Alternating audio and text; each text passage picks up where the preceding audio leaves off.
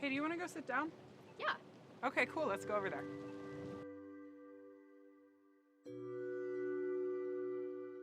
You know, I'm so glad that midterms were over. Like, seriously, it was so hard.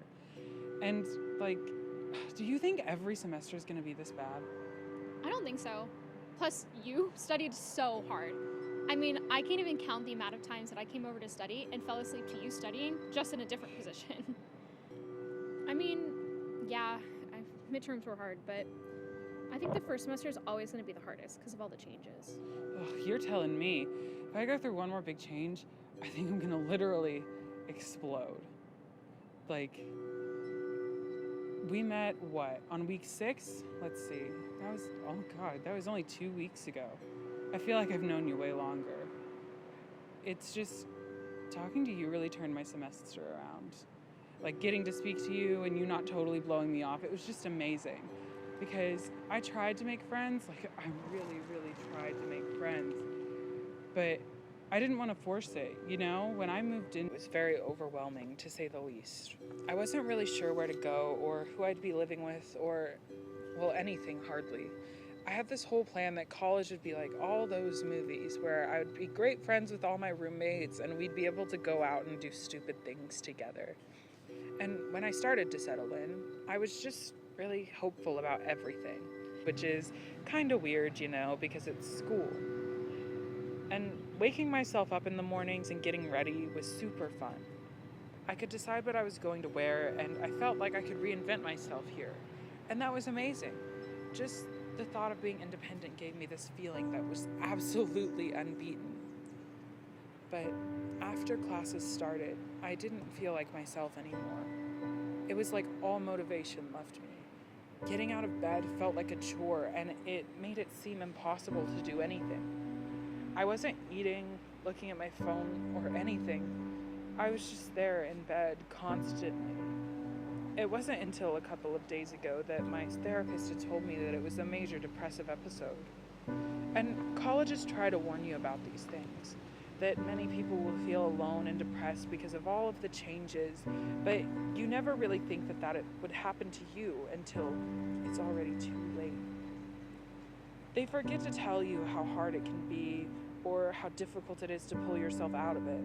They also don't tell you that there's a decently high chance that you'll be sick after it all.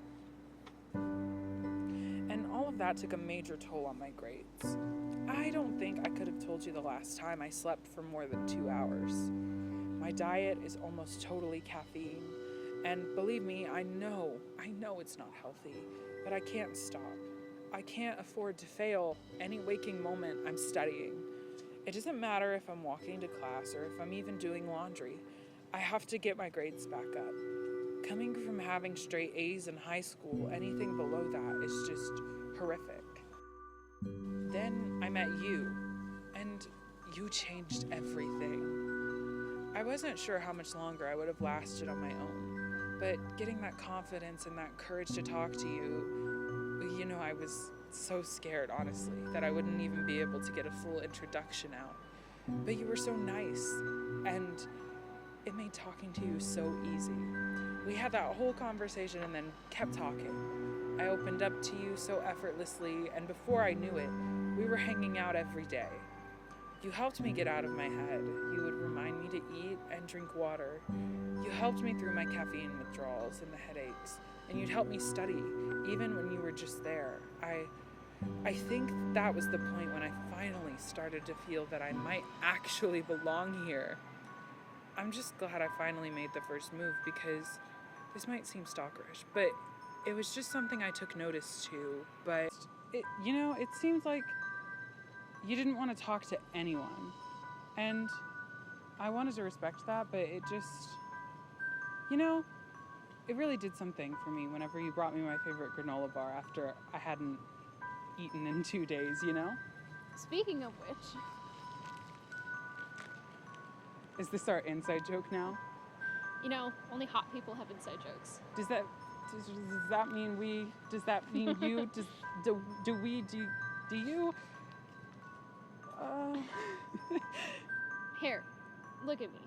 I mean, you don't have to tell me that you had a hard time fitting in. I mean, I didn't have any friends before you, and I wasn't planning on it either. I mean, you don't have to fit in to make friends. You just have to find the right crowd.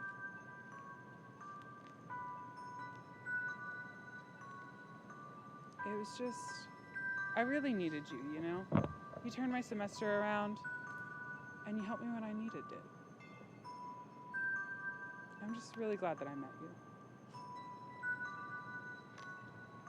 Well, do you want to go to my place and we can talk about it?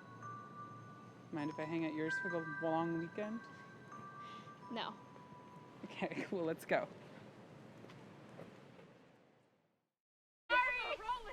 We're getting our on-screen chemistry going good.